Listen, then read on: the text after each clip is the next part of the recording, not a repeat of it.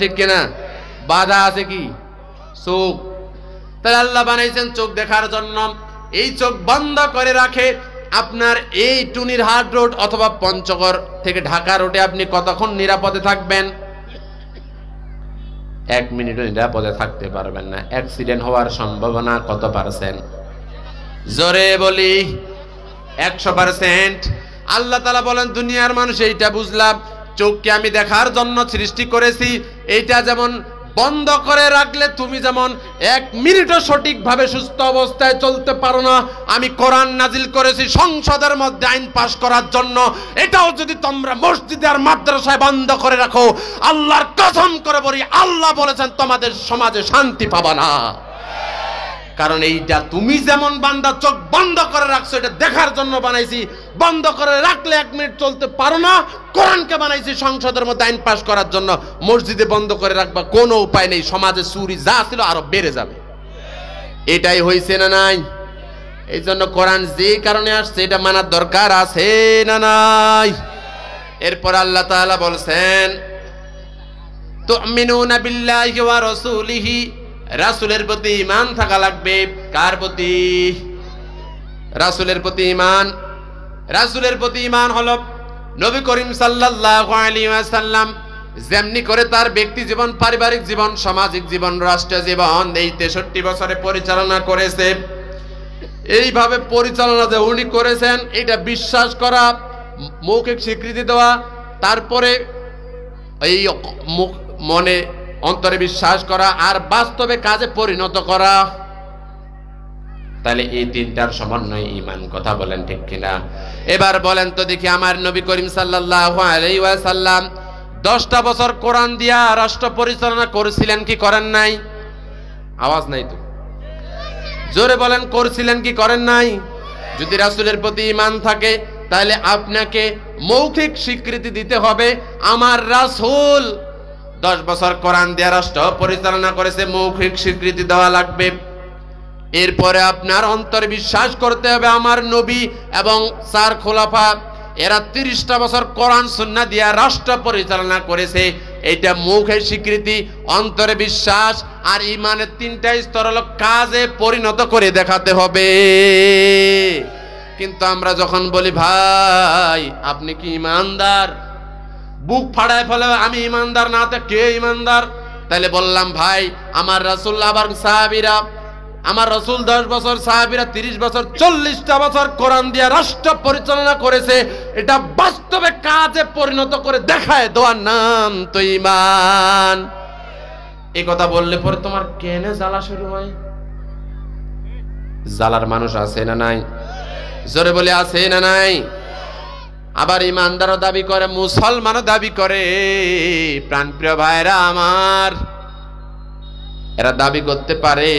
আল্লাহ বলেছেন, আল্লাহ রাসূল হাদিসের মধ্যে বলেছেন, আল্লাহকে যে পরিপূর্ণ বিশ্বাস করে আর রাসূলকে যে পরিপূর্ণ বিশ্বাস করে ঈমান রাখে, মৌখিক স্বীকৃতি, অন্তর বিশ্বাস, বাস্তবে কাজে পরিণত করা, ওর জন্য এই দুনিয়ায় মানব রচিত আইন মানা তো ডাইরেক্ট হারাম। কথা বলেন ঠিক কিনা? কিন্তু তারপরে তো মানব রচিত আইনের পক্ষে স্লোগান দেয়, যার কারণে আল্লাহ তাআলা বলছেন দেখো তোমরা বাংলাদেশের মধ্যে বসবাস করো, বাংলাদেশের 90% মুসলমান, 92% মুসলমান আছে না নাই? আওয়াজ দেন, কয় পার্সেন্ট মুসলমান? 92% মুসলমান। বলেন গণতান্ত্রিক পদ্ধতিতে ইসলাম কায়েমের জন্য কি 92% মুসলিমের দরকার হয়? হয়? কত পার্সেন্ট লাগবে? 51% হলেই তো ইসলামের আইন কায়েম হয়ে যাবে। কথা বলেন ঠিক কিনা? কত পার্সেন্ট? গণতান্ত্রিক পদ্ধতিতে যদি 51% দেশের মধ্যে মুসলিম ইমানদার থাকে তাহলে তো এই সমাজে, এই রাষ্ট্রে আল্লাহর কোরআনের আইন কায়েম হয়ে যাওয়ার কথা। কিন্তু আছে কত পার্সেন্ট? 92%। আর যদি খেলাফত হিসাবে হয় তাহলে বদরের প্রান্তে 313 জন, আর ওই পাশে ওরা কাফের কত? 1000। তাহলে 3 ভাগের 1 ভাগ মুসলিম যদি হয়, খাঁটি ইমানদার সাহাবীদের মতো, তাহলে তো খেলাফতে ওই যদি ডাইরেক্ট হুড়মুড়ায় যুদ্ধ করেন তাহলে তো 30% মুসলমান হইলে ইসলাম কায়েম হয়ে যাওয়ার কথা। তার মানে আল্লাহর কথা মিথ্যা।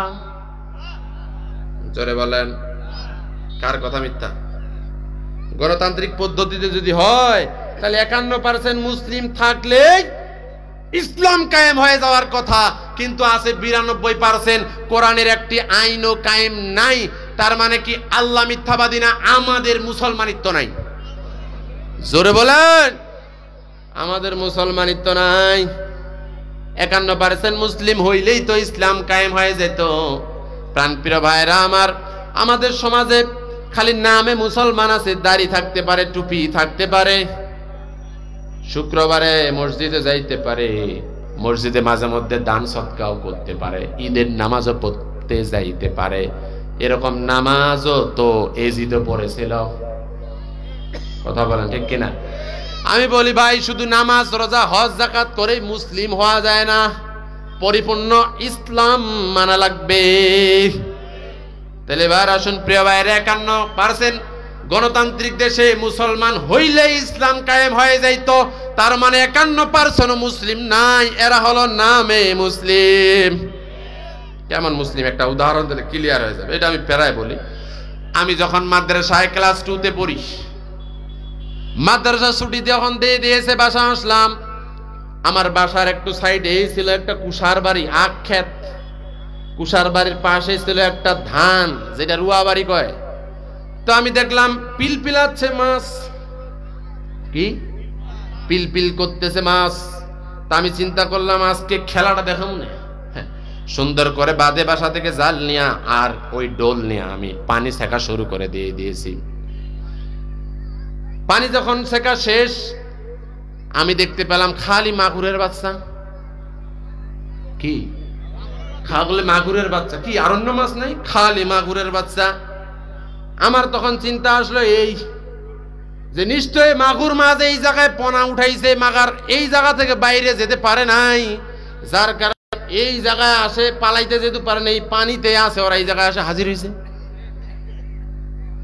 মাছ মারা যখন 2-2.5 ঘন্টা পরাপর শেষ, মাগুর মাছ বদনা বজাই করে, ঘটি বজাই করে বাসায় নিয়ে গেছি যখন, এর মধ্যে শরীরের চতুর্দিকে কাদা, মুখে টুকে হাত পা চতুর্দিকে কাদা।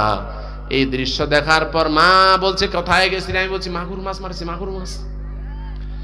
আমার মা বদনা দেখে যখন মেজাজের ডিগ্রিটা বাড়ে গেছে, তখন মরার বেটা আইলা মাগুর মাছ না ব্যাঙের বাচ্চা? কিসের বাচ্চা? কিসের বাচ্চা বলেন তো দেখি? এরকম ভুল ছোটবেলায় অনেকের হয়েছিল কি হয় নাই? আর এটা ভুল যদিও না হয়, তাহলে বলেন দেখি ওই ব্যাঙের বাচ্চাগুলো মাগুর মাছের মতো দেখতে কিনা? কথা বলেন। কিন্তু এটা কি আসলে মাগুর মাছ? কিন্তু দেখতে কার মতো? হ্যাঁ, মাগুর মাছের মতো। এই সমাজের মধ্যে আপনি দেখতে পারেন মুসলমান, নাম মুসলমান, টুপি দিতে পারে, দাড়ি থাকতে পারে, কিন্তু আল্লাহর ঘোষণা অনুযায়ী ওইটা মুসলমান নয়, মাগুর মাছের মতো। দেখতে হলে কি হবে? ওইটা যেমন আঞ্চলিক ভাষা বলে ব্যাঙ্গের নাকু, ব্যাঙ্গের বাচ্চা। মুসলমানের মতো দেখতে হলে হবে কি? ওইটা মুসলমান নয়, ওটা ব্যাঙ্গের বাচ্চা মুসলমান। যার কারণে ইসলাম কায়েম হয় না। কথা বলেন ঠিক কেনা মুসলমান? এই জন্য মাগুর মাছ হবেন না ব্যাঙ্গের বাচ্চা মুসলমান হবেন? মাগুর মাছ হওয়া লাগবে। বলুন দেখি, ধরে নিলাম ওই ব্যাঙের বাচ্চাগুলোও যদি মাগুর মাছ মনে করে রান্না করে কোন মেহমানের সামনে যদি দেন, ও তো চালাক, হয়তো সবকিছু বুঝে খাবে না, নাক ছিটকাবে। জোরে বলেন না, কেবা খাবে না, নাক ছিটকাবে। অপমান, এই খাবার আইছে তোর বাড়ি? কথা বলেন ঠিক কিনা? ব্যাঙের বাচ্চা।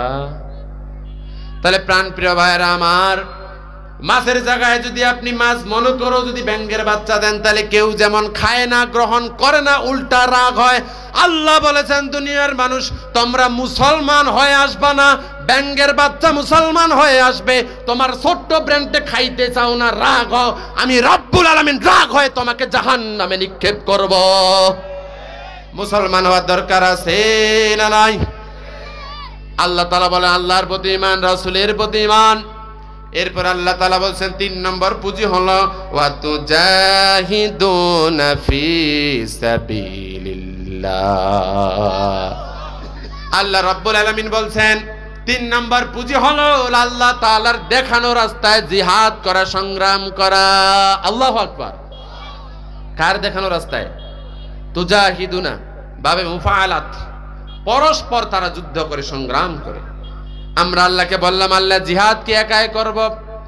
আল্লাহ বলছেন 5 তারিখের আগে দেখিস নাই পঞ্চগড়ে তো শহরের মধ্যে মিছিল করা যাইতো না দলীয় ভাবে, দলবদ্ধ ভাবে। একাই যদি যাস একটু পরে সিংপাড়া। কথা বলেন ঠিক কিনা? তাহলে আল্লাহকে বললাম আল্লাহ তাহলে কিভাবে করা লাগবে?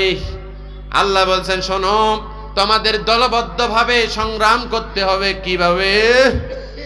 দলবদ্ধ ভাবে। কাদিয়ানী বিরোধী যখন আন্দোলন হলো, পঞ্চগড়ের সকল দলের মানুষ দলবদ্ধ ভাবে আন্দোলন করেছিল না? জোরে বলেন। আন্দোলন সফলতার দ্বার প্রান্তে গেছিল, ঠিক কিনা? গেছিল। যদিও দুঃখের বিষয় হলো আমরা মুসলমানেরা ন্যায্য দাবি নিয়ে আমরা ওই জায়গায় আন্দোলন করেছি। যদি এটাই আমাদের অপরাধ হয় তাহলে যারা গেছে তাদের নামে মামলা হবে। আবার কাজল কামাত, কাজল দিঘি, আটোয়ারি, বোদা, দেবীগঞ্জের যেই মানুষগুলো যায় নাই তাদের নামে মামলা হলো কেন? জাতি জানতে চায়। কথা বলেন ঠিক কেন? তার মানে কি খায় দায় সানমিয়া মোটা হয় জব্বার, খাইছে ভাই পেট ফুলিছে আমার। কথা বলেন। এই জন্য এখনো সেই মামলাগুলোর হাজিরা চলতেছে। আমরা এই জায়গা থেকে বলতে চাই আমরা ন্যায্য দাবি নিয়ে গেছি। আমরা ধন্যবাদ জানাই সেই আন্দালিব রহমান পার্থকে। তার গতকাল একটা বক্তব্য ভাইরাল হয়েছে, দেশের মধ্যে সংবিধান যদি চেঞ্জ করতে হয় ওই সংবিধানের মধ্যে এই একটা আইন ঢুকান, যে আইনটা হলো কেউ যদি তার বাবাকে অপমানিত করে তার জেল হয়, কিন্তু আল্লাহর নবীকে অপমান করলে তার কেন জেল হয় না? জাতি জানতে চায়। অতএব আমরা আইন চাই, আমার নবীকে নিয়ে যদি কেউ কটাক্ষ করে, কেউ যদি ব্যঙ্গ করে, আমরা ছাড় দিতে রাজি নেই। সংসদের মধ্যে আইন চাই। কথা বলেন ঠিক কিনা? মুসলমান কে কে আইন চাই? হাত তুলে আল্লাহকে দেখায় দেয়। এই তাকবীরের জোর। তাকবীর দেওয়া ফরজ না নফল? জোরে বলি ফরজ না নফল? এই জায়গায় আকিমউদ্দিনের কর্মী কারা কারা আছেন একটু হাত তোলেন তো দেখি। এতগুলো কর্মী আছেন কিসের জন্য? বসে খামাখা খালি শরীর পাছা দিয়া ওই গরম করার জন্য? এটা আওয়াজ দেন না। আল্লাহ বলেছেন ওয়া রব্বাকা ফাকাব্বির। এমনি তো তাকবীর অনেকদিন থেকে দিতে পারেন না, মনটা খালি আনসান করছে কখন যাব। তো এইখানেই হয়ে যাক তাকবীর। কথা বলেন ঠিক কিনা? লিল্লাহে তাকবীর, লিল্লাহে তাকবীর। আল্লাহর আরশ পর্যন্ত এই ধ্বনি চলে গেছে আর আপনি তাকবীরে দিতে পারেন না। একটা তাকবীরে চুপচাপ তার করে আছে, মনে হচ্ছে যে অবস্থা খারাপ। কি ভারতে আছেন? ভারতেও তো ওরা আমাদের থেকে বড় তাকবীর দেয়। আমি তো এই তো গত 8-9 মাস আগে ভারতের উত্তর 24 পরগনা, বর্ধমান, মেদিনীপুর, পূর্ব মেদিনীপুরে ওয়াজ করে আসলাম। ওরাও তো তাকবীর দেয়, তা আমাদের তাকবীর গেল কি? তাকবীর দিতে হবে। এর মধ্যে বলতে চাই যেহেতু ভারতের কথা চলে আসলো, মুসলমানদেরকে নিয়ে ষড়যন্ত্র করা হচ্ছে। গতকাল সেই গুজরাটের খুনি নরেন্দ্র মোদি বলেছেন একটা মসজিদ দীর্ঘদিন থেকে আছে, সেই জায়গায় নাকি মন্দির ছিল। এটা আরেকটা ষড়যন্ত্র শুরু হয়ে গেছে। কথা বলেন ঠিক কিনা? এবার যদি কোনো ষড়যন্ত্র করা হয়, বাংলার মুসলমান সহ সারা বিশ্বের মুসলমান দ্ব্যর্থহীন ভাষায় প্রতিবাদ জানাবে। আর আপনার জন্য অশনি শক্তি রেডি করে আছে। কথা বলেন ঠিক কিনা মুসলমান? অতএব মুসলমানদের বাবরি মসজিদ ভেঙ্গে মন্দির করেছেন, নেক্সটে কোনো পরিকল্পনা করলে পরে কিন্তু খবর খারাপ হয়ে যাবে। আমরা বলি, ওরা বলে যে এই বাংলাদেশের মধ্যে সংখ্যালঘুরা নাকি নির্যাতনের মধ্যে আছে। একটা দেখান যে একটা হিন্দু এই দেশের মধ্যে নির্যাতনে আছে, একটা দেখান। এই 5ই আগস্টের মধ্যে যারা আন্দোলনে কিছু হয়েছিল আপনি খোঁজ নিয়ে দেখেন, যে সমস্ত যে কয়টা হিন্দু একটু হয়েছে ওইটা এতদিন এই স্বৈরাচারের দোসর এবং আত্মসাৎকারী ছিল, যার কারণে জনগণ উচিত জবাব দিয়েছে। কথা বলেন ঠিক কিনা? ওইটা ছাড়া আপনি একটা দেখান হিন্দু ভাই, একটা দেখান। আর আমাদের মাঝে মধ্যেই ওরা ইসকনের সদস্য হয়, বের হয়। খুশির সংবাদ দেই, এই দেশের মধ্যে ইসলামকে নিধন করার জন্য আমার এই বক্তব্য যদি নেটের মধ্যে যায়, আগে যদি বক্তব্য দিতাম গ্রেপ্তার হওয়ার 100% সম্ভাবনা ছিল। আজকে দ্ব্যর্থহীন ভাষায় বলতে চাই, ইসকন এই দেশের মধ্যে এই দেশের মধ্যে মুসলমানদেরকে বিভেদ করার জন্য, ধ্বংস করার জন্য সব প্ল্যান পরিকল্পনা চালাচ্ছে। আমরা দ্ব্যর্থহীন ভাষায় এই জাতীয় সরকারকে বলতে চাই, ইসকনের জায়গা বাংলায় হবে না। কথা বলেন ঠিক কিনা?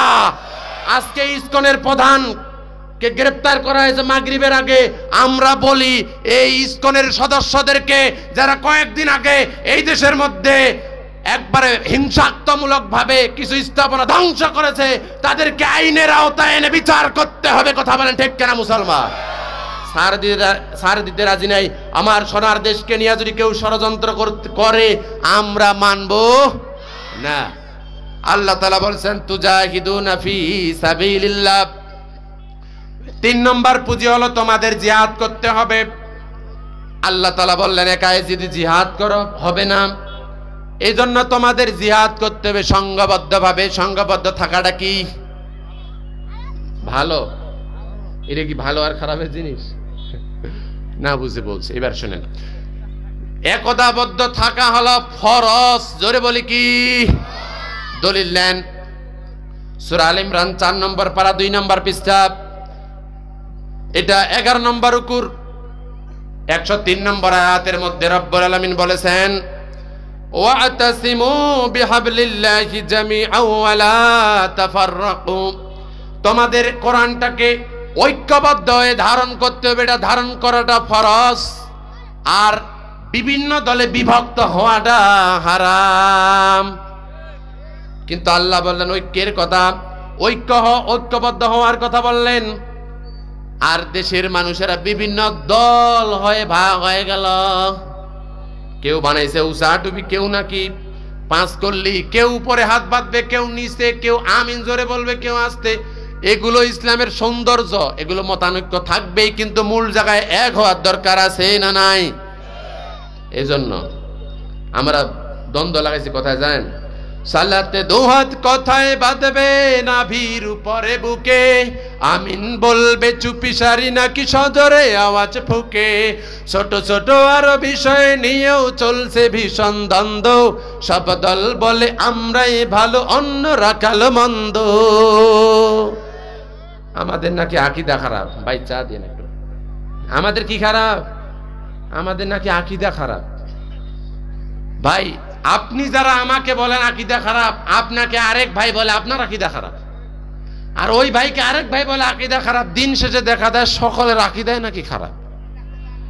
তো ভাই এই মতানৈক্যগুলো থাকবে, আমাদের এক হওয়ার দরকার। এখনই এক যদি না হতে পারেন, 53 বছর পর যে সময় আসছে, সামনে সময় আর আনাও আসতে পারে। কথা বলেন ঠিক কিনা? এজন্য এক হতে হবে। আল্লাহ তাআলা বলেছেন তুজাহিদুনা ফি সাবিলিল্লাহি বিআমওয়ালিকুম ওয়া আনফুসিকুম। তোমাদের জিহাদ করতে হবে। জিহাদ করাটা ফরজ। কেমন ফরজ শুনেন। রব্বুল আলামিন বলেছেন নামাজ কায়েমের কথা কতবার? জোরে বলি। আপনারা কি ঘুমাচ্ছেন ভাই? একটু আওয়াজ দেন কেন?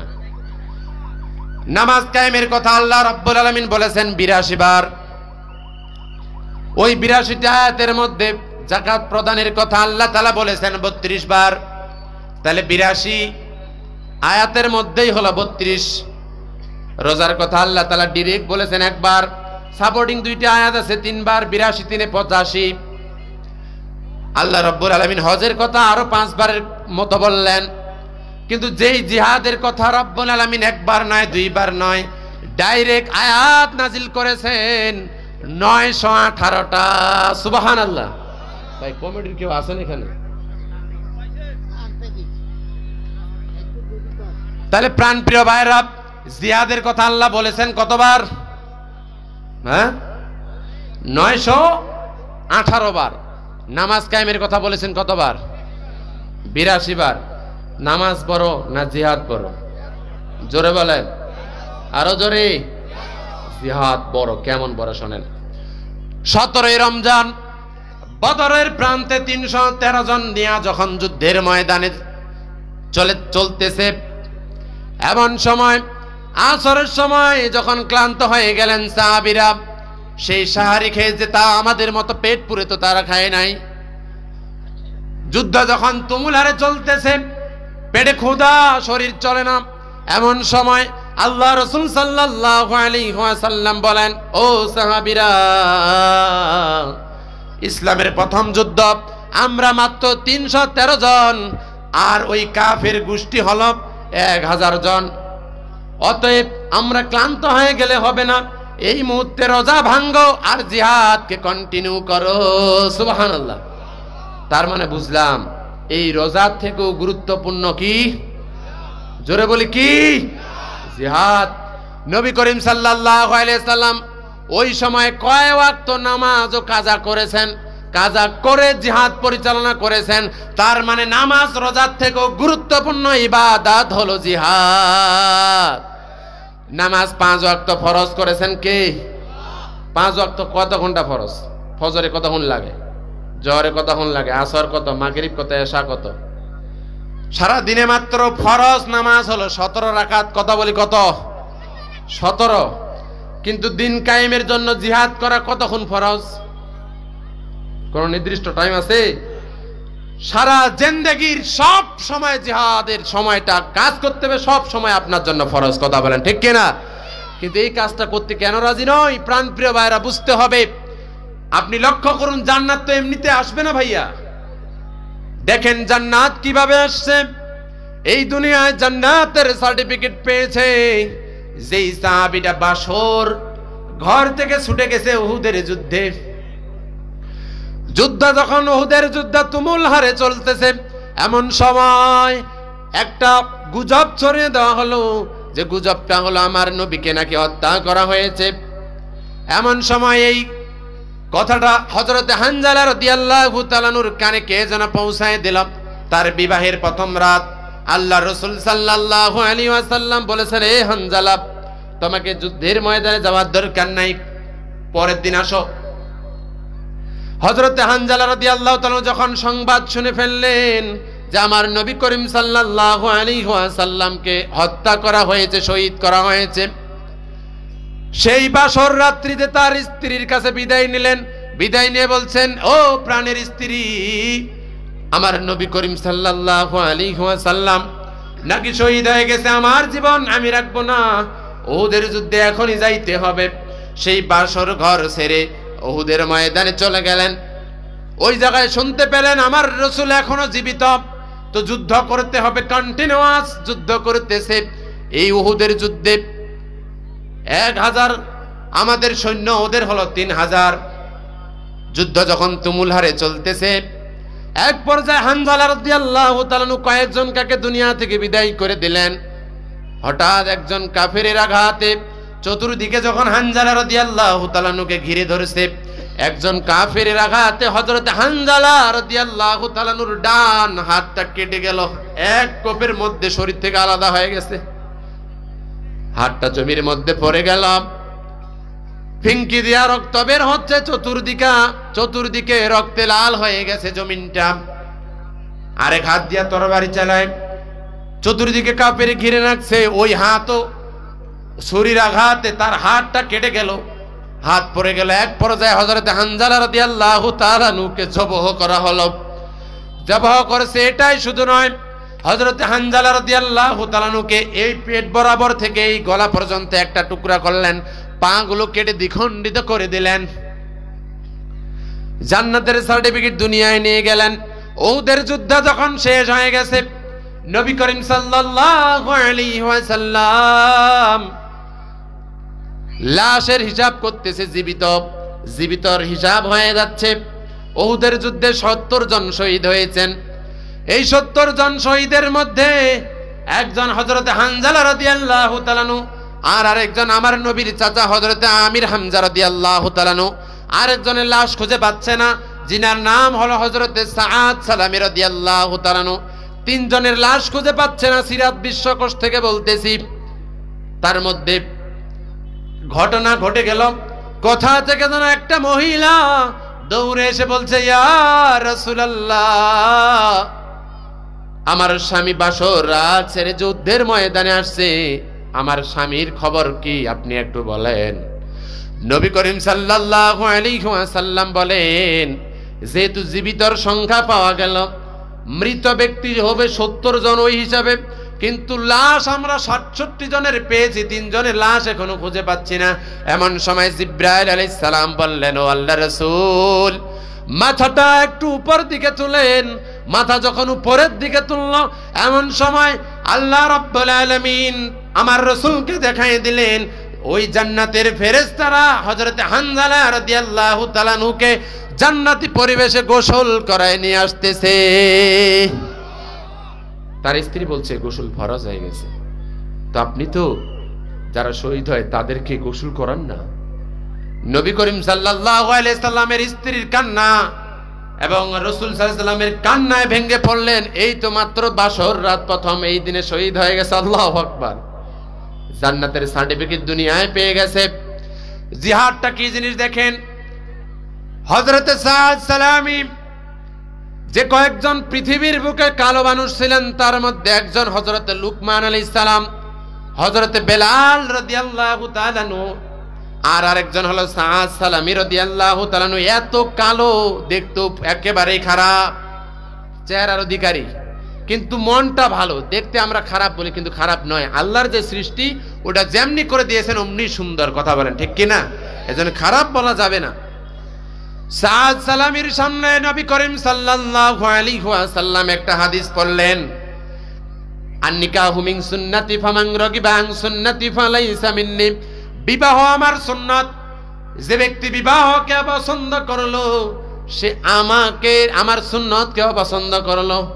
অতএব বিবাহ করা তাহলে কি?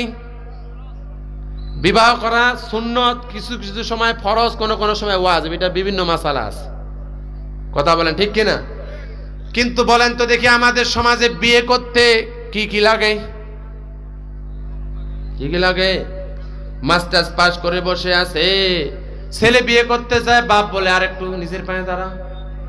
ছেলে বলে আমি মাস্টার্স পাস করেছি, 75 ধারায় আছি, আর কি দাঁড়াবা লাগবে, একটা চাকরি হোক। এই সমাজের মধ্যে পরকীয়া বেড়ে যাওয়ার অন্যতম কারণ হলো নির্দিষ্ট সময়ে বিয়ে দেওয়া হয় না। কথা বলেন ঠিক কিনা? ছেলের বয়স হয়ে গেছে, ছেলেরা বিয়ে করতে চায়, বাপ বলে তুই খিলাবো কি? কথা বলেন ঠিক কিনা? যুবকদের যারা বাবা রয়েছেন, যে সমস্ত যুবকেরা প্রাপ্তবয়স্ক আছে, বিয়ে দিয়ে দেন। সমাজটা কোন চালু হয়েছে? মেয়ের বাবা আরো হার কিপটা, সরকারি চাকরি না হলে মেয়েই দিতে চায় না, বুড়ি করে রাখে দিছে 35 বছর বয়স। কথা বলেন ঠিক কিনা? সামনে আসতেছে হযরত সাদ সালামি বললেন, ইয়া রাসূলুল্লাহ, আমার টাকা নাই, আমার এই কালো চেহারা নিয়ে আমাকে কে বিয়ে করবে? নবী করিম সাল্লাল্লাহু আলাইহি ওয়াসাল্লাম একটা চিঠি লিখে দিলেন, যাও আব্দুর রহমানের বাসায় যাও, আর এই চিঠিটা তুমি তাকে দেখাবা। বেচারা সাদ সালামি আব্দুর রহমানের বাসায় নিয়ে গেলেন, চিঠি তাকে দেখালেন। তার একটা মেয়ে আছে আরবের মধ্যে সুন্দরীদের মধ্যে টপ নাম্বার সুন্দরী এবং ধনী মানুষদের মধ্যে অন্যতম। সাদ সালামির চিঠি পেয়ে আব্দুর রহমান রাদিয়াল্লাহু তাআলা আনহু পড়ে দেখেন, নবী করিম সাল্লাল্লাহু আলাইহি ওয়াসাল্লাম বলেন, ও আমার সাহাবী আব্দুর রহমান, আমি তোমার মেয়ের জন্য পাত্র হিসেবে পছন্দ করলাম এই সাদ সালামিকে। তার মেয়ের বাবা যখন চিঠি দেখলেন, হযরত আব্দুর রহমান চোখ দিয়ে পানি আসা শুরু করলো। এই কারণে আসছে, কারণ যে সাদ সালামিকে পাত্র হিসেবে মনোনীত করেছে তার কোনো টাকাও নাই, পয়সাও নাই, খালি একটা লুঙ্গি ছাড়া। আবার দেখতে যদি শাহরুখ খান, সালমান খান এদের মতো হইতো, তা হইতো ও সবচেয়ে কালার কালা। তো আমাদের সমাজে তো বিয়ে করতে গেলে দুইটা জিনিস লাগে, হয় কারিকারি টাকা। কারিকারি টাকা যদি হয় 40 বছর হইলেও কোনো আপত্তি নেই, 16 বছর মেয়ের সাথে বিয়া। কথা বলেন ঠিক কিনা? যুবক এই জন্য আফসোস করে ফেসবুকে পোস্ট দেয়, কি পোস্ট জানেন? কোনো লাভ নেই রে ভাই, কোনো লাভ নেই। এগুলো আমাদের পাওয়ার কথা নিয়ে যায় শুধু চাচারা। কথা বলেন না কেন? ফেসবুকে এইগুলো সবচেয়ে বেশি ভাইরাল। চাচার মাথায় চুল নাই, ভুটি সামনে, কিন্তু মাগার চাকরি করে সরকারি, বিয়া দিছে 18 বছর মেয়েকে, ওর বয়স 38 বছর মাত্র। বলেন এই মেডিকেল সায়েন্স বলে এর যখন 50 বছর হয়ে যাবে, এর যে হরমোন গুলো আছে, ইস্ট্রোজেন, টেস্টোস্টেরন যে হরমোন, ওই হরমোন যখন থাকে না, মেয়েটার বয়স যখন 10 বছর পর যখন তার 30 কিংবা 32 বছর হবে, তখন তার ইস্ট্রোজেন এন্ড প্রজেস্টেরন যে হরমোনগুলো আছে এগুলো বেশি কাজ করে, তার যৌবনের চাহিদা বেশি থাকে। মামুর বেটা তো কামে করে না, তখন এই মেয়ে পরকীয়ায় যুক্ত হয়ে যায়। কথা বলেন ঠিক কিনা? অতএব মুসলমান, আপনি কার সাথে মেয়েকে বিবাহ দেন, টাকার সাথে আপনার মেয়ে সুখী হবে না। ছেলের বয়স যদি হয় 25, মেয়ের বয়স হতে হবে 20, এরকম করে বিয়ে দেন। কথা বলেন ঠিক কিনা? কোন ঠেকার চাচা গানে আমার বোনকে আপনারা একসাথে বিয়ে দেন? কথা বলে না কেন? কি যুবকরা, আমি কি ঠিক বলছি? যুবক আছে কে একটু হাত তোলেন দিয়ে দেখি। কি কথা ঠিক বলছি তো আমি নাকি? এই বয়স্কদের সাথে বিয়ে দেবেন না আপনারা। বলতে পারেন আমার রাসূল সাল্লাল্লাহু আলাইহি ওয়াসাল্লাম করেছেন, এটা আল্লাহ তাআলার আদেশ সরাসরি ছিল। কিছু কারণে আমার রাসূলের জন্য 11টা বিয়ে করা জায়েজ ছিল। আপনি তো আর নবী না। কথা বলেন ঠিক কিনা? নবী করিম সাল্লাল্লাহু আলাইহি ওয়াসাল্লামের এক হাতেই ছিল জান্নাতের 40 জন পুরুষের শক্তি, আর তুমি তো খালি হারবাল খুঁজে বেড়াও। কথা বলেন ঠিক কিনা? এজন্য প্রাণপ্রিয় ভাইরা আমার, লক্ষ্য রাখুন, মেয়েকে যখন বিয়ে দেবেন, এই মেয়েটা যেন যেই ছেলেকে বিয়ে দিয়ে, যেই ছেলের সাথে বিয়ে দেবেন তাকওয়াবান হয়, নামাজ কালাম যেন পড়ে। কিন্তু চাকরি দেখে দিয়েছেন বা আরো বাবার টাকা কারি আছে একে দিয়েছেন, যায় দেখেন ওই ছেলে পো মারে। পো কি জানেন? হ্যাঁ, ওটা কেসিনো না, পো বলে আমাদের পঞ্চগড়ের ওই সদরের ভাষায়। ওইটা হলো ওই যে ইনজেকশন মারে, ইয়াবা। কথা বলেন ঠিক কিনা? কত মেয়ের সংসার ভেঙে গেছে, আমার কাছে ফোন আসে, হুজুর এই অবস্থা। ভেঙে যাওয়ার কারণ হলো এই ছেলে মদ খায়, ছেলে ওই ইনজেকশন মারে, আর ছেলে হলো জুয়া খেলে মোবাইলের মধ্যে। বাপকে যখন যায় বলেন আপনার ছেলে জুয়া খেলে, কই দেখি না তো, তাসের আড্ডায় দেখি না। আরে ভাই, যে কেসিনো মোবাইলের মধ্যে আছে, মুহূর্তের মধ্যে লাখ, প্রতি মুহূর্তের মধ্যে 10 বিঘা সম্পত্তি নাই। কথা বলেন ঠিক কিনা? কম বলেন, নিজেই ফকির হবে। এগুলো বন্ধ করার দরকার আছে না? কথা বলেন ঠিক কিনা মুসলমান? সাদ সালামির হবু শ্বশুর আব্দুর রহমান ইবনে আউফ বলতেছেন, বিয়ে করতে গেলে তো 2টা জিনিস লাগে, চেহারা লাগবে সেই সুন্দর অথবা সম্পত্তি। তার এই ধারণা ছিল, সে মনে করছে এটা তো থাকবে। এটা যখন পরে দেখলো, দেখার পর বলছে, কান্না করতেছে, বলছে যে একটু অনীহা প্রকাশ করলো। সাদ সালামি বুঝতে পারলেন যে আমার আর বিয়ে করা হবে না তার মেয়েকে। সাদ সালামি যখন ওই উনার জায়গা থেকে ত্যাগ করে যখন নবীজির কাছে যাওয়া শুরু করেছে, এই দিক থেকে তার যে মেয়েটা আছে ঘরের মধ্যে সব কিছুই শুনতে পেয়েছে। তার মেয়ে ঘর থেকে বের হয়ে এসে বলে, বাবা সাদ সালামি নাকি আসছে, তুমি বললা কেন আসছে? বলছে, বলো না মা। ও মেয়ে শোনো, নবী করিম সাল্লাল্লাহু আলাইহি ওয়াসাল্লাম তোমার জন্য এই সাদ সালামিকে পাত্র হিসেবে মনোনীত করে পাঠাইছেন। বল, তুমি কি বলছো? বাবার অবস্থা দেখে মেয়ে বলছে, আমার বাবা রাজি নাই। মেয়ে বলছে, বাবা নবীজি যদি রাজি থাকে, জান দিতে রাজি আছি, আমি তার সাথে বিয়ে বসবো। সুবহানাল্লাহ, সুবহানাল্লাহ বলবেন না? জোরে বলি সুবহানাল্লাহ বলবেন না? মেয়ে রাজি তো আর কি করার, বিয়ে তো হবেই। সাদ সালামিকে ডাকা হলো। আব্দুর রহমান রাদিয়াল্লাহু তাআলা দৌড়, ও সাদ সালামি আসো, আমার মেয়ে তোমাকে বিবাহ করার জন্য রাজি হয়ে গেছে।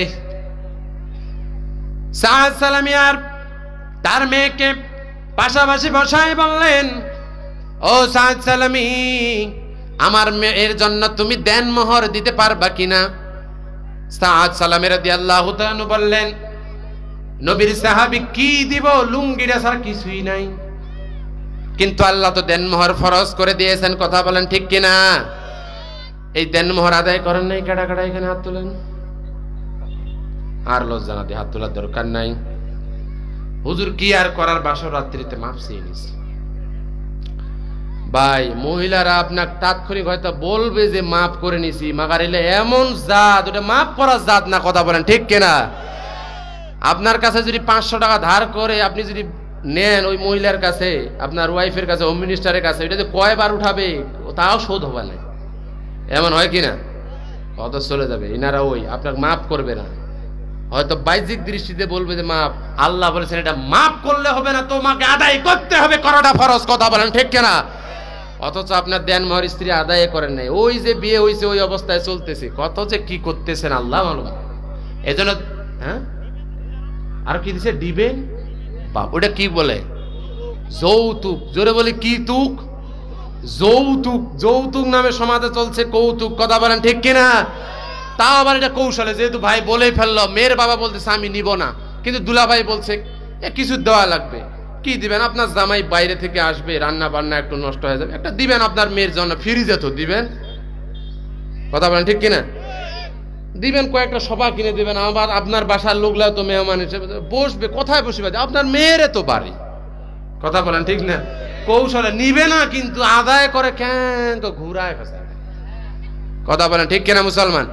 তবে যদি মেয়ের বাবা যদি সন্তুষ্ট চিত্তে দেয় কোনো আপত্তি নেই, এটা বিভিন্ন মাসালা, ওদিকে না যায়। তাহলে যৌতুককে আমরা না বলি, যৌতুককে কি বললাম? তোমরা বিয়া করছেন, তোমরা কইলে হবে নাকি? এই যে সমস্ত যুবকেরা একটু আগে হাত তুলছে, ওদের বলতে হবে, কথা বলেন ঠিক কিনা মুসলমান?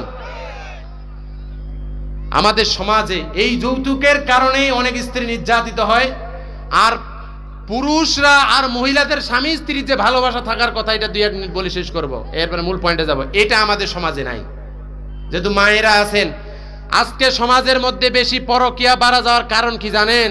পুরুষেরা তার স্ত্রীকে যে পরিমাণ সম্মান, যে পরিমাণ ভালোবাসা, আদর, সোহাগ দেওয়ার দরকার, এ পরিমাণ দেয় না, কথা বলেন ঠিক কিনা? আপনার স্ত্রীর জন্য আপনি বাজার থেকে বাজারে যাচ্ছেন, এদিক চা খাচ্ছেন, ফুচকা খাচ্ছেন, চটপটি খাচ্ছেন, ডিম খাচ্ছেন, আরো ঝালমুড়ি, আরো কত কি, কিন্তু বাসায় যাওয়ার জন্য আপনার বাসায় যখন যান, আপনার স্ত্রীর জন্য যদি 2টা পেঁয়াজু, 1টা মিষ্টি পান নিয়ে যান, ও তো মামুর বেটি এমনি গুলগুলা, কথা বলেন ঠিক কিনা? এই মিষ্টি পান ফুচকা যদিও স্বাস্থ্যসম্মত না, তারপরে ওরা পছন্দ করে, নিয়ে গেলে ওনারা খুশি হয় কিনা?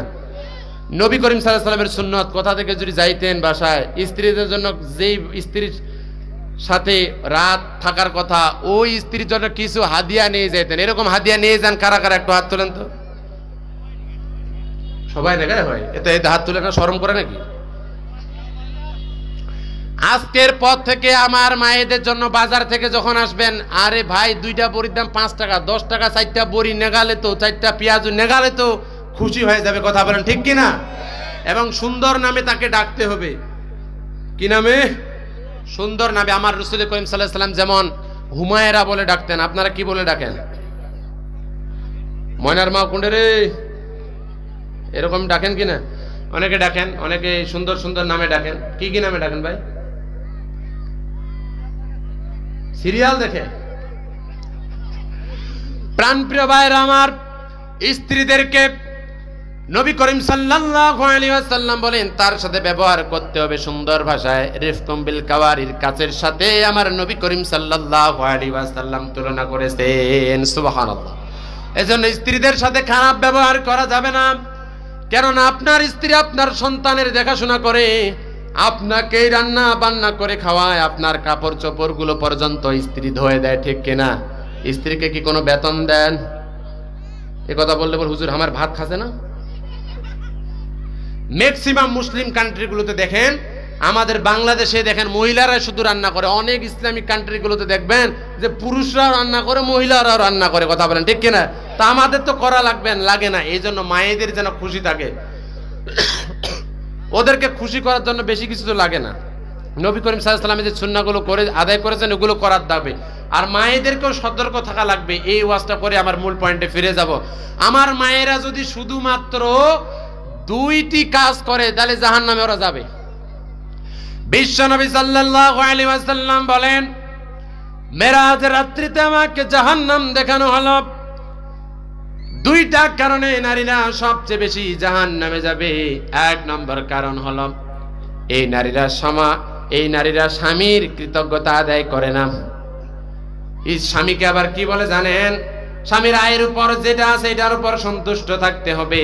যদি ঠিক সময় দিতে না পারে, তাহলে বলবে এর আগে একটা ঘর দেখতে আসছিল, চেহারাটা আরো সুন্দর ছিল, ওইটাই হলে ভালো হইলে, তোর ঘরত আসে জীবনটা কেল্লা হতে। কথা বলেন? মনে হয় বলেই না। এরকম বলা যাবে না। স্বামীর শুকরিয়া আদায় করতে হবে। এবং ইসলামের কি বিধান দেখেন ও মেয়েরা, নবী করিম সাল্লাল্লাহু আলাইহি ওয়াসাল্লাম বলেন, কোন স্ত্রী যদি নফল রোজাও রাখতে চায়, স্বামীর অনুমতি নিয়ে নফল রোজা রাখতে হবে। একবার সাহাবীরা নবী করিম সাল্লাল্লাহু আলাইহি ওয়াসাল্লামকে সিজদা করতে চাইলেন, বনের পশুরা আমার নবীকে সিজদা করেছে। এমন সময় নবী করিম সাল্লাল্লাহু আলাইহি ওয়াসাল্লাম সাহাবীদেরকে বললেন, শোনো সাহাবীরা, আমাকে সিজদা করা জায়েজ নাই। মানুষকে সিজদা করা যদি জায়েজ হয়ে যাইতো তাহলে প্রত্যেক স্ত্রীকে আল্লাহ রাব্বুল আলামিন বলে দিতেন, ও নারীরা তোমরা তোমাদের স্বামীদেরকে সিজদা করো। সুবহানাল্লাহ। তার মানে স্বামীর মর্যাদা কত এটা বুঝতে হবে আমার মায়েদেরকে। মারা পর্দা করতে হবে। কি করতে হবে? পর্দা করতে। পর্দাটা কেমন? হিজাব থাকবে, শুধু চোখের এইগুলো ফাঁকা থাকবে, বাইরে যখন বেরোবেন হিজাব থাকবে। বরখাটা আবার টন টাইট হইলে হবে না, মাঝখানে ফাটা, এই জায়গায় ফাটা, এইঠে ফুল, এইঠে অনেক কিছু, এই জানা। কালো বরখা থাকবে, ওই বরখার তলে যেন আর একজনকে ঢুকাই নেওয়া যায়, ঠিক কিনা? প্রাণ প্রিয় ভাইরা, সাদ সালামীর দেনমোহরের কথা তার শ্বশুর বললেন, সাদ সালামী, দেনমোহর দেওয়ার জন্য তোমার কিছু আছে নাকি? বলছে, ইয়া রাসূলুল্লাহ, আমার শুধু লুঙ্গি। ইয়া নবীর সাহাবী, আমার শুধু এই লুঙ্গি ছাড়া আর কিছু নাই, তহবন ছাড়া কিছু নাই। মেয়ে বলছে, বাবা তুমি আমার সামনে আমার হবু স্বামীকে লজ্জা দাও নাকি? আবার আব্দুর রহমান রাদিয়াল্লাহু তাআলা বললেন, ও সাদ সালামী, তুমি যে বিয়ে করতে চাও, বিয়ে করার জন্য কনের জন্য, পাত্রীর জন্য তো বিয়ের দিনে বেনারসি আর লিপস্টিক, লিপজেল, মাস্কারা, আশকারা, মার্সিয়া, বুরু পেন আরো কত কি লাগে, এগুলো তোমার কেনার টাকা আছে নাকি? সাদ সালামী মাথাটা নিচু করে আছে। মেয়ে বলছে, বাবা তুমি আমার হবু স্বামীকে শুধু লজ্জা দাও, তার তো নাই, তো তোমার তো কারি কারি টাকা, তোমার তো টাকার অভাব নাই। এই তোমার টাকা থেকে আমার সাদ সালামীকে যদি কিছু দিয়ে দাও, সে আমার জন্য বেনারসি, সে আমার জন্য যা কাপড় আছে এটা কিনে আনবে, তুমি তাকে দাও, সে ওখান থেকে আমাকে দেনমোহর দিবে, তুমি কিছু টাকা তাকে দাও। সাদ সালামীকে টাকা দেওয়া হলো। সাদ সালামী বাজারে চলে গেলেন। বাজারে যাওয়ার পর যখন বেনারসি স্ত্রীর বিয়ের জন্য যে প্রসাধনী, যে কাপড় চোপড়ের প্রয়োজন, এগুলো কেনার জন্য সাদ সালামী যখন দোকানের মধ্যে গেছে, এমন সময় কে যেন ঘোষণা করলো, নবীর সাহাবীরা, ও মুসলমানেরা যারা এখনো বাইরে ঘোরাফেরা করছেন, ওই যে উহুদের ময়দানে আমার নবীকে নাকি শহীদ করা হয়েছে রে। এই খবর যখন সাদ সালামী শুনে ফেললেন, সাথে সাথে সাদ সালামী সিদ্ধান্ত নিলেন, এই টাকা দিয়ে আর আমি আমার বিয়ের আসবাবপত্র, আমার প্রসাধনী, আমার হোম মিনিস্টার হবো স্ত্রীর জন্য আর কিছু কিনবো না। সাদ সালামী ওই টাকাগুলো দিয়া, ওই দিরহামগুলো দিয়া যুদ্ধের পোশাক কিনলেন এবং তরবারি কিনলেন। উহুদের যুদ্ধে চলে গেলেন। উহুদের যুদ্ধে গিয়া ওই 1000 কাফেরের সাথে লড়াই করলেন। অনেকগুলো কাফেরকে এই দুনিয়া থেকে বিদায় করে দেওয়ার পর এক পর্যায়ে ওই কাফেররা, সাদ সালামী যে এত শক্তি আল্লাহ তাআলা বাড়িয়ে দিয়েছে, ঈমান তার এত বাড়িয়ে দিয়েছে, সে কাউকে পরোয়া করে না, একাই চতুর্দিকে কয়েকজন কাফেরকে একবারে দুনিয়া থেকে বিদায় করে দিয়েছে, কাফেরদের লাশ স্তূপ করে দিয়েছে। এই দৃশ্য যখন কাফেরদের চোখে চলে গেল, কাফেররা প্ল্যান করে হযরত সাদ সালামীকে চতুর্দিক দিয়া যখন ঘিরে ফেললেন, এমন সময় সাদ সালামীকে পিছন থেকে আঘাত করা হলো, ঠিক পিঠ বরাবর। তার হাত এই জায়গায় যে জয়েন্টটা আছে কেটে গেল, দরদর করে রক্ত পিছন দিকে ঝরতেছে। আর একজন কাফের তার হাতের মধ্যে আঘাত করলো। আঘাত করার সাথে সাথে ওই তরবারি এত ধারালো, যার কারণে সাদ সালামীর বাম হাতটা একবারে এক কোপে হাড় সহ জমির মধ্যে পড়ে গেল। চতুর্দিকে রক্ত ঝরতেছে। ডান হাত কেটে ফেলা হলো। সাদ সালামীকে কয়েকজন কাফের মিলে শুয়াই দিয়া, হাত তো নাই, এমন তা অবস্থায় তার গলার মধ্যে ছুরি চালিয়ে দিল। সাদ সালামীকে জবহ করে ফেলা হলো। সাদ সালামীকে কেটে কেটে কয়েক টুকরা করা হলো। আর দুনিয়ার মানুষ কি ইমানদার দেখেন, জিহাদ ছাড়া জান্নাত পাওয়া যাবে না। ওই জিহাদের ময়দানে শহীদ হওয়ার কারণে সাদ সালামী রাদিয়াল্লাহু তাআলা আনহু শহীদ হওয়ার কারণে আল্লাহ রাব্বুল আলামিন তাকে জান্নাতের সার্টিফিকেট দিয়ে দিয়েছেন, জীবন দিয়ে দিয়েছে। আপনি আমি মুসলমান দাবি করি, জিহাদ পছন্দ করি না। অতএব দেখেন, লক্ষ্য করে দেখেন, জিহাদ ছাড়া জান্নাত নাই। বদরের প্রান্তে 313 জন সাহাবী এই 313 জনের মধ্যে শহীদ হয়ে গেছে 14 জন সাহাবী, আর বাকি থাকে 299 জন। এই 299 জনের একজনও শরীর ঠিক ছিল না। 299 জন কাকে ব্যান্ডেজ করা লাগছে, কারো হাত পেটে গেছে, কারো পা ভেঙে গেছে, কারো চোখ উপড়ে গেছে, কাতার মাথার হেলমেট গুলো ঢুকে গেছে। ঠিক একইভাবে ওহুদের যুদ্ধে ওই 1000 জন মুসলমান ইমানদারের মধ্যে 300 জন আবু লাহাব, 300 জন আব্দুল্লাহ ইবনে উবাই ভেঙে নিয়ে চলে গেছে। 700 জন সাহাবী আছে, এই 700 জনের মধ্যে শহীদ হয়ে গেছে 70 জন। আর বাকি থাকে কতজন? 630 জন। এই 630 জনের মধ্যে 628 জন কাকে ব্যান্ডেজ করা লাগছে, তার মানে ইমানদার দাবি করছে, যুদ্ধের ময়দানে গেছে, তাদেরকে মায়ের খাওয়া লাগছে।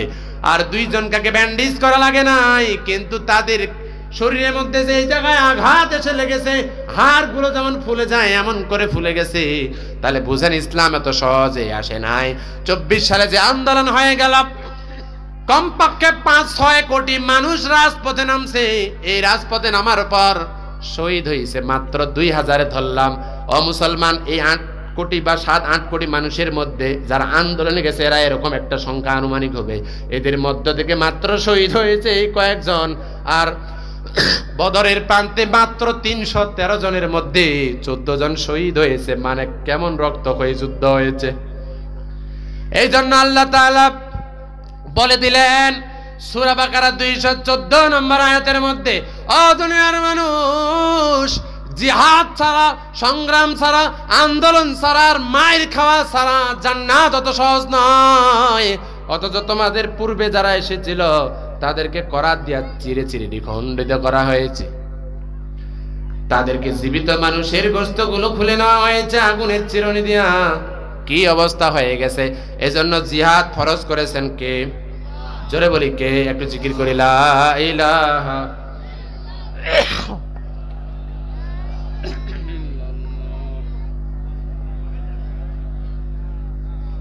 এবার আসি জিহাদ কেমন করে ফরজ। কয়েকদিন আগে আমাকে বলল একজন হুজুর, নামাজ রোজা হজ যাকাত করেই জান্নাত যাওয়া যাবে কিনা? আমি বললাম ভাই, নামাজ রোজা হজ যাকাত করলে এটা ইসলামের কিছু আয়াত বানা হবে। আকিমুদ্দিনের কথা জানলা বলেছেন, ওইটার দিকে খেয়াল রাখা লাগবে। আল্লাহ তাআলা নামাজের কথা বললেন 82 বার, ওই 82 আয়াতের মধ্যে রব্বুল আলামিন যাকাতের কথা বললেন 32 বার, রোজার কথা ডাইরেক্ট একবার, সাপোর্টিং আরো 2 বার, 3 বার, তাহলে 82 3 হয় 85। হজের কথা আরো 4 বার, আরো 5 বার, তাহলে 85 পাশে 90 বার। কোরআনের আয়াত সংখ্যা হলো 6666, 6236টি আয়াত। আরো কেউ কেউ আমরা প্রচলিত আছে 6666টি। প্রাণপ্রিয় ভাইরা আমার, 6666 আয়াত থেকে যদি আপনার 90টা আয়াত বাদ দেন, তাহলে বাকি তো 6000-এর বেশি আয়াত আছে। ওই আয়াতগুলোর মধ্যে আল্লাহ কি বলেছে জানার দরকার আছে না নাই? আল্লাহ তাআলা বলেন, সারা দুনিয়ার মানুষ যে উদ্দেশ্য নিয়ে আমার নবী করিম সাল্লাল্লাহু আলাইহি ওয়াসাল্লামকে এই পৃথিবীর বুকে পাঠানো হয়েছে, ওই উদ্দেশ্যটা হলো দিন কায়েমের জন্য। শারআ লাকুম মিনাদ দীনি মা ওয়াসা বিহি নূহা ওয়াল্লাযীনা আওহাইনা ইলাইকা। আল্লাহ তাআলা বলে দিলেন সূরার 13 নম্বর আয়াতের মধ্যে, 13 নম্বর আয়াতের মধ্যে বলে দিলেন, আকিমুদ্দিনের কাজ আদম আলাইহিস সালামের পর থেকে যত নবী ছিলেন সমস্ত নবী রাসূলদের জন্য করা ফরজ। যে আকিমুদ্দিনের কথা আল্লাহ কোরআনুল কারীমের মধ্যে 317 বার বলেছেন। জোরে বলি কতবার? আরো জোরে বলি কতবার?